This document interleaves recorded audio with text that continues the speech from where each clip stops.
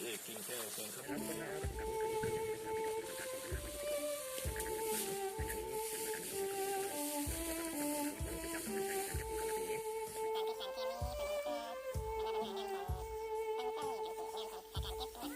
ตัวยาที่อยู่ในมือมังคุดของพวกนี้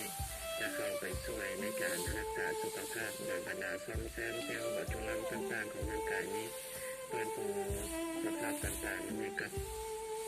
หากว่าสั่งซื้อ3 แก้วลดราคาเหลือแค่เป็น500,000 กีบโปรโมชั่นนี้ถือว่าใกล้ที่หมดแล้วเด้อ